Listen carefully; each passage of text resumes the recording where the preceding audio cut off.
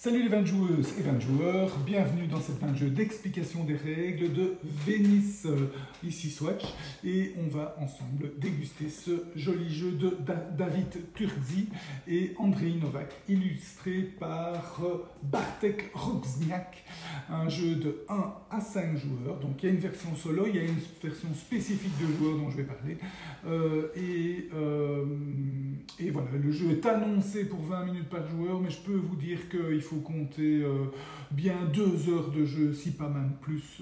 C'est un jeu pas si court que ça. Voilà, c'est un jeu de pick-up and delivery. Hein, c'est rare de rencontrer des bons jeux de pick-up and delivery. Celui-ci est pas mal du tout. Il a des défauts, je vais vous expliquer, mais il a aussi des chouettes qualités. Et voilà, allons-y, plongeons-nous dans Venise ensemble. Donc, à votre tour, donc chaque joueur joue à son tour, et à votre tour, vous suivez, en fait, chaque joueur a un petit plateau personnel, et il suit ces 5 étapes. Donc, jouer une carte influence, déplacer son gondolier, déplacer sa gondole active, jouer éventuellement une carte mission, et activer le bâtiment où il est arrivé. Donc comment ça se passe? Vous voyez ici, c'est une partie ici à 2 joueurs, c'est-à-dire que, évidemment, en temps de confinement, on ne peut pas beaucoup jouer à plus qu'à 2, en tout cas par ici.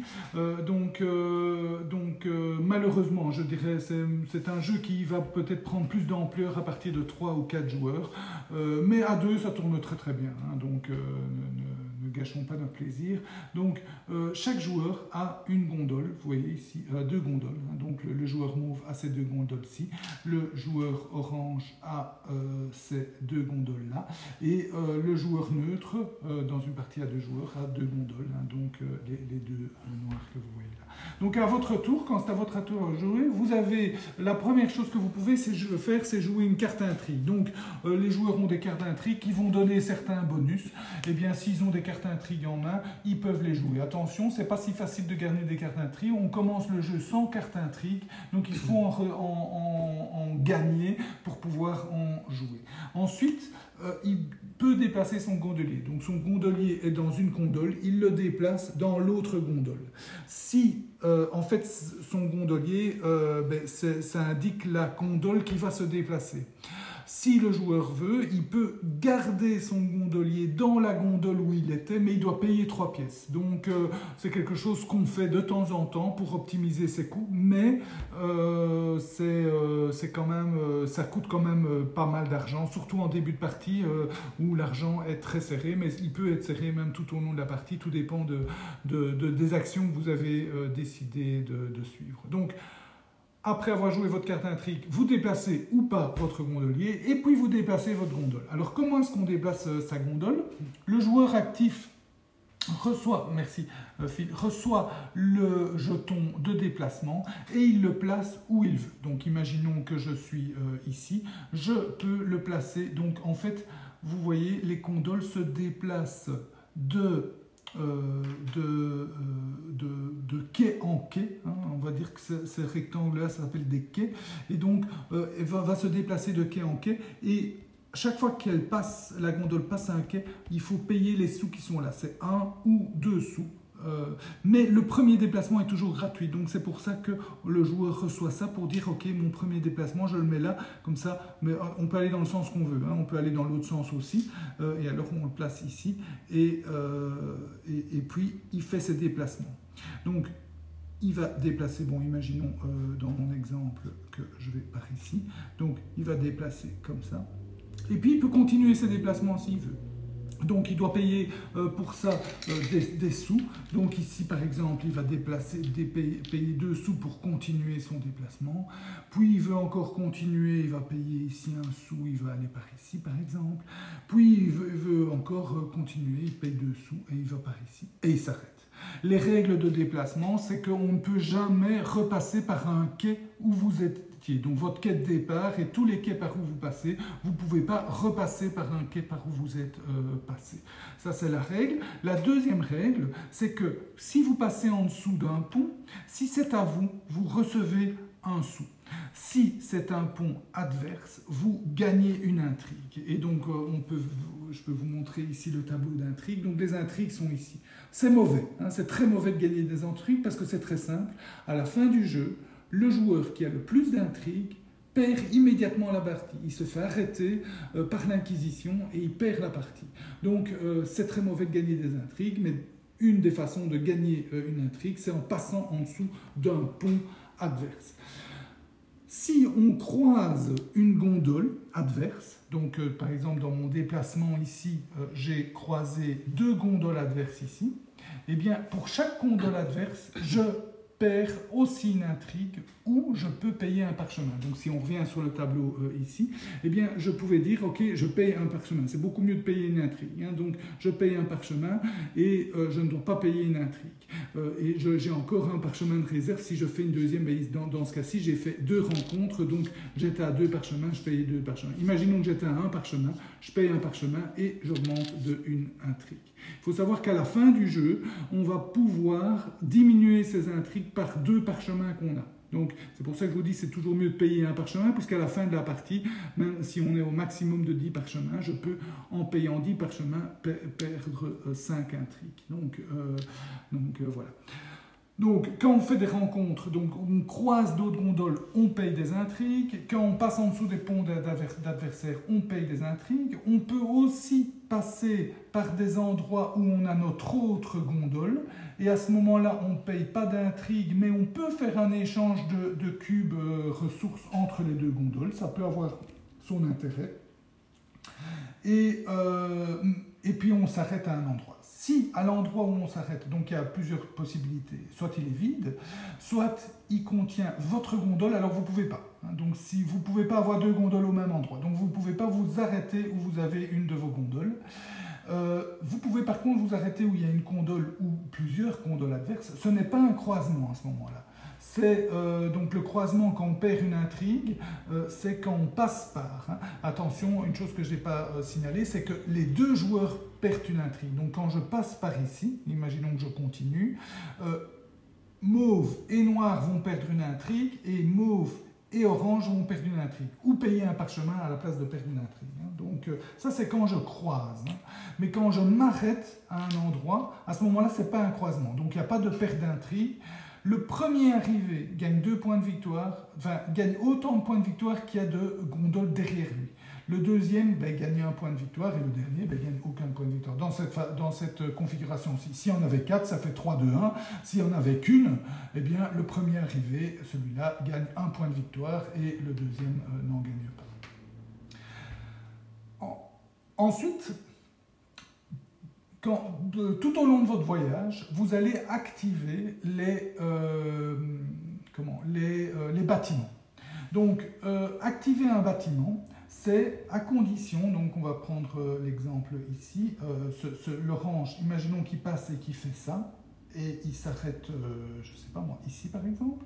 Donc, dans ce cas-là, hein, l'orange, il fait ça, tac, tac, tac, tac. Donc n'oubliez pas, il doit payer, le premier il ne paye pas les sous, puis ensuite il doit payer les sous de ses déplacements. Là, il prend une intrigue et mauve aussi. Là, il va prendre une intrigue. Il ne peut pas payer de parchemin quand il passe en dessous d'un pont adverse. Et il peut activer tous les bâtiments par où il est passé et où il a un de ses ouvriers, donc un de ses assistants, pardon. Et quand on active un bâtiment, en fait, on fait l'action. Donc, un bâtiment, je vais vous montrer les bâtiments. Donc, un bâtiment, ça dépend où se trouve votre ouvrier. Donc, si votre ouvrier se trouve ici, c'est la première case du bâtiment, il peut faire cette action-là, c'est recevoir, ici dans ce cas-ci, un cube de ressources jaunes. Si l'ouvrier est ici, il peut faire ces 2 actions. S'il est là, il peut faire les 3 actions, et s'il est là, il peut faire les 4 actions. Il peut faire autant d'actions qu'il veut parmi ces 4. Hein. Il peut en faire que 3, que 2 ou aucune. Donc, par exemple, ici, c'est recevoir un cube, ici, c'est gagner 2 parchemins, là, c'est gagner 2 points de victoire, et là, c'est piocher 2 cartes influence et en garder une. Donc, ça, c'est pour ceci. Par exemple, ici, il gagne un cube, il peut payer une pièce, gagner une intrigue, intrigue et piocher 2 cartes influence et en gagner une, gagner un point de victoire. Et là, il va gagner 4 points de victoire s'il a moins de 4 cartes intrigue ou quelque chose comme ça, il faut vérifier. Donc il y a une aide de jeu qui explique tout, donc celle-là je ne sais plus, mais je pense que apparemment s'il a 4 ou plus cartes intrigue dans sa main, il peut gagner 4 points de victoire, carte influence, pardon. Donc c'est comme ça tout le temps, et donc imaginons qu'en passant, il avait son bonhomme là, donc là il peut faire ces 3 actions-là, là il peut faire ces 2 actions-là, et ici dans ce cas-ci, il peut faire ces 3 actions-là. Donc ça dépend où se trouve son assistant. Voilà. Et à l'endroit où il arrive, là, donc il était avec son gondolier, à l'endroit où il arrive, il va augmenter. Donc s'il n'a pas d'assistant, il va mettre un assistant sur la première case. Sinon, imaginons qu'il était ici, comme ça, eh bien il va l'augmenter d'une case et puis il va faire les 4 actions ou moins de son choix. En sachant que les assistants se bousculent eux-mêmes. Donc s'il est comme ça, s'il avance, eh bien, ils ne peuvent pas être à 2 sur la même case. Donc, lui va augmenter d'une case, lui va augmenter d'une case, et lui va augmenter d'une case, et puis il va faire 2 actions. Il n'y a qu'une seule exception, c'est la dernière case. Là, ils peuvent être plusieurs. Donc, si j'avance encore, les 2 là vont être comme ça. Voilà. Donc, ça, c'est toutes les actions qu'on peut faire à son tour. Si il y a 3 places publiques, hein, donc le Grand Conseil, la place Saint-Marc et le Palais des Doges. Là, pour activer ces bâtiments-là, il faut s'arrêter. Donc on ne peut pas activer les bâtiments en passant devant, on doit s'arrêter. Vous voyez qu'ils ont chacun une petite flèche pour dire où c'est. Hein. Donc c'est en s'arrêtant ici qu'on peut activer le Palais du Grand Conseil. Boum. Oui, c'est pas évident, hein, je dois avouer, c'est un des défauts du jeu, c'est la manipulation de tous ces petits cubes, que son gondolier, quand on déplace, vous voyez, ça tombe. Donc c'est pas évident la manipulation de ces petits trucs. Donc dans ces bâtiments communaux-là, il faut s'arrêter pour les activer. Sinon, quand vous passez, c'est à condition d'avoir un assistant, vous activez tout le bâtiment et quand vous vous arrêtez, vous augmentez d'un cran votre assistant et vous l'activez également. Et donc, vous imaginez toutes les combinaisons possibles qu'on va pouvoir faire en passant par beaucoup de bâtiments où on a un assistant déjà bien placé. Imaginons ici, dans ce cas-ci, où j'étais passé par ces 3 bâtiments, si je suis à ma position maximum, eh bien, je peux faire 4, 8, 12 actions rien qu'en passant devant. Donc, on peut aussi avoir des trucs qui vont nous faire gagner quelque chose. Là, il faut le payer pour gagner autre chose. Donc, il y a des combinaisons et des optimisations à faire. Voilà, je pense que j'ai tout dit. Alors pour les actions, oui, vous pouvez gagner des ressources, des cubes, vous pouvez échanger contre des points d'action, vous allez gagner ou perdre des intrigues, vous allez gagner ou perdre des parchemins contre quelque chose, vous allez gagner des cartes influence. Ce que vous allez pouvoir faire aussi ici, donc là on passe pas d'assistant, hein. Quand on arrive sur une place publique, on ne place pas d'assistant. Ici vous allez augmenter sur la piste du Grand Conseil et vous allez augmenter de 1 plus 1 par joueur qui a plus d'intrigue que vous.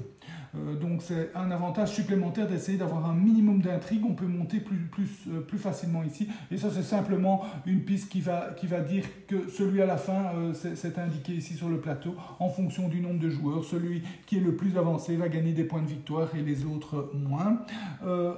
En sachant que dans une partie à 2 joueurs, on place ce pion ici. Dans une partie à 3 joueurs là, et 4 joueurs là, et 5 joueurs là. Et dès qu'un pion arrive à son auteur, ça déclenche la fin du jeu.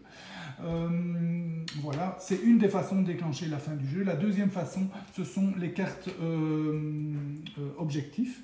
Donc, Ces cartes objectifs, vous en avez 2 au début du jeu, donc vous en gagnez, vous en recevez 3, vous en choisissez 2 à garder. Et ensuite, vous pouvez, à la place Saint-Marc et au Palais des Doges, en gagner des supplémentaires et gagner des bénéfices. Ici, ces 2 pièces, là, c'est un parchemin et un point de victoire. Et vous allez devoir payer un impôt quand vous prenez des cartes objectifs. Vous allez payer autant de pièces que vous avez déjà de cartes objectifs, qu'elles soient réalisées ou pas.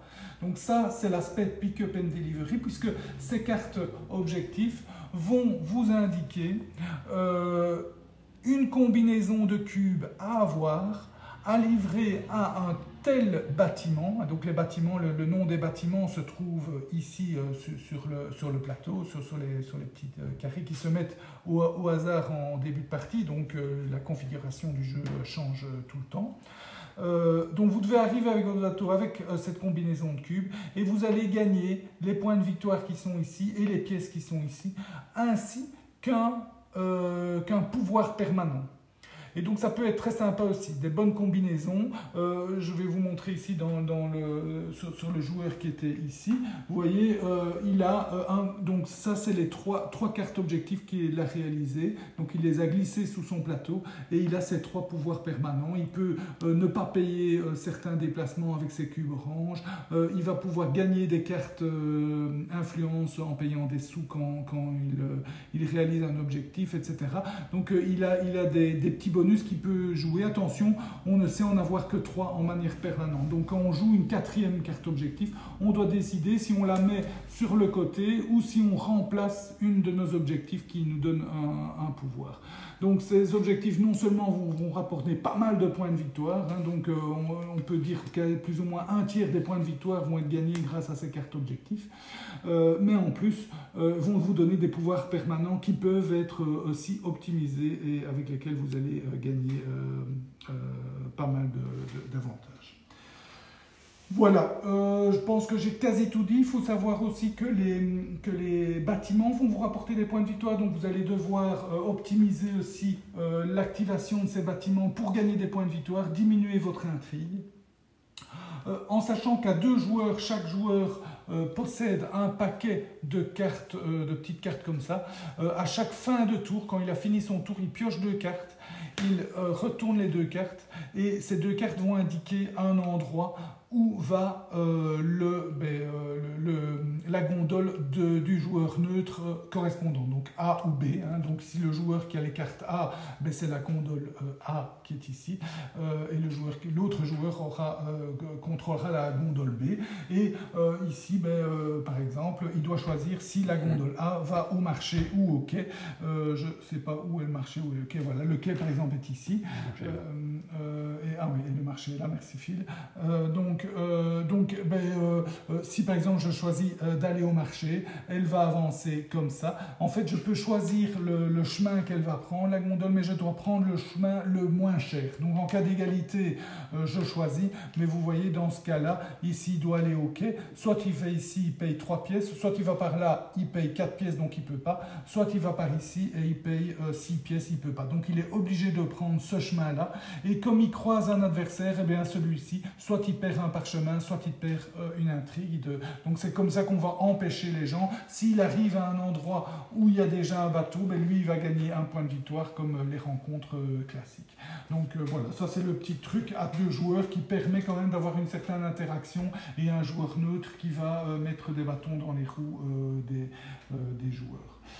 Voilà, la fin du jeu donc se déclenche dès qu'un joueur arrive à la hauteur de ce pion-là, ou dès qu'il n'y a plus de cartes objectifs à piocher, donc dès qu'on pioche la dernière, à ce moment-là, dans un des deux, enfin le cas qui arrive, on prend le jeton fin du jeu et on le place là. On va terminer le tour en cours, on va faire encore un tour, enfin une manche et une deuxième manche, c'est des tours, les manches, donc un tour, un second tour, donc tous les joueurs vont jouer une fois et tous les joueurs vont encore jouer une fois, et puis c'est la fin du jeu. À la fin du jeu, on va calculer les points de victoire, donc on va d'abord pouvoir rembourser les intrigues, donc diminuer ces intrigues. Comment ? En payant 2 parchemins pour diminuer de 1 son intrigue. Et s'il nous en reste encore après ça, on peut payer 4 pièces d'argent pour diminuer de 1 son intrigue. Si il y a un ou plusieurs joueurs qui ont plus de 0 intrigue, donc si tout le monde a 0 intrigue, il n'y a pas de souci, il n'y a rien qui se passe. Mais s'il y a un ou plusieurs joueurs qui ont plus de 0 intrigue, c'est celui qui en a le plus qui subit l'inquisition et qui a automatiquement perdu. Si deux joueurs sont égalité, c'est celui qui est le plus loin du premier joueur qui perd. Donc ça peut être méchant, il faut veiller vraiment à 2 joueurs par exemple, il faut vraiment veiller à avoir 0 intrigue, sinon puisque le deuxième c'est d'office qui sera derrière le premier joueur. Voilà, donc on regarde ça. On va gagner également des points pour les sous. 4 sous, 1 point de victoire. On va gagner des points en fonction de notre classement ici sur le Grand Conseil. Donc celui qui est le plus élevé va gagner plus de points.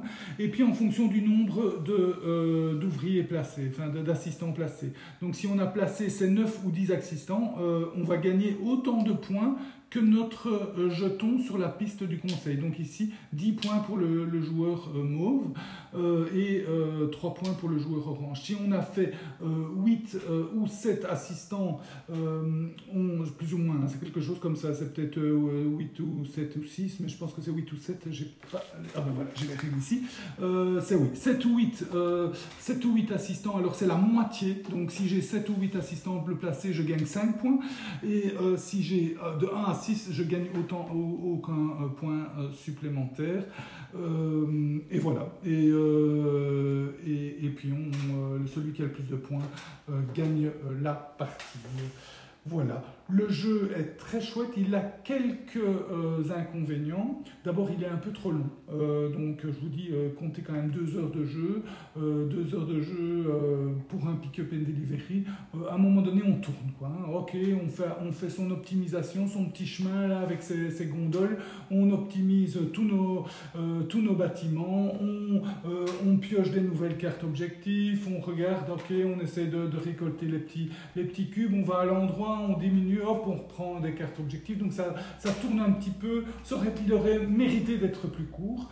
Deuxième désavantage, mais enfin c'est pas trop gênant, mais quand même, c'est la lisibilité, hein. Quand vous avez, comme ici, un bâtiment avec 3 bonhommes dessus, ben, bonne chance pour savoir ce qu'il fait, hein. Si j'arrive ici, qu'est-ce qu'il fait? Ben, c'est simple, on doit retirer, oui, il fait ça, et puis il fait ça, et puis il fait ça. Donc des fois, on cherche un cube mauve, par exemple, on doit s'amuser à retirer chaque fois tous les bonhommes pour savoir où il y a un bâtiment qui produit un cube mauve. Donc ça, c'est l'ergonomie n'est pas fantastique. Comme je vous disais aussi, déplacer son petit bateau, ben, souvent les petits cubes ou le gondolier tombent, donc c'est pas facile à manipuler. Mais voilà, ça c'est les 2 grands désavantages. On peut dire qu'il y a peut-être certaines cartes objectifs avec leur pouvoir. Certains pouvoirs sont un peu plus faciles ou un peu plus intéressants que d'autres et peuvent créer un léger déséquilibre. Voilà, ça c'est les 3 gros désavantages. Un peu de déséquilibre avec les pouvoirs. La lisibilité et une certaine répétitivité à un moment donné. Par contre, pour un pick-up and delivery, c'est très très chouette. C'est enfin, pour moi, c'est vraiment un chouette pick-up and delivery. Ils ne sont pas tous bien comme ça, surtout parce qu'on doit optimiser tout le temps ses parcours, plus optimiser tous ses pouvoirs. Il y a une asymétrie qui se crée. Il y a cette petite carte intrigue qui provoque des petits bonus sympathiques. Un point que je n'ai pas mentionné, c'est que le premier joueur à avoir placé ses 10 assistants gagne 8 points supplémentaires. Alors là, c'est vraiment, il faut bien réfléchir à faire ça, parce que vous allez avoir intérêt à monter dans les bâtiments pour pouvoir réaliser 4 actions. Je vous disais, chaque fois que vous passez devant, vous avez intérêt à monter, mais cet objectif va vous inciter à placer des assistants au premier échelon sur 10 bâtiments. Donc faites attention, foncez pas trop sur cet objectif, parce que les joueurs qui auront optimisé leur bâtiment vont pouvoir vous rattraper très très rapidement, même si vous avez pris 8 points sur cet objectif-là. Voilà, donc voilà, très sympathique, un peu trop long, mais très sympathique. C'était la dégustation de Venise. J'espère qu'elle vous a goûté. Je vous souhaite de bien vous amuser. Santé et à bientôt.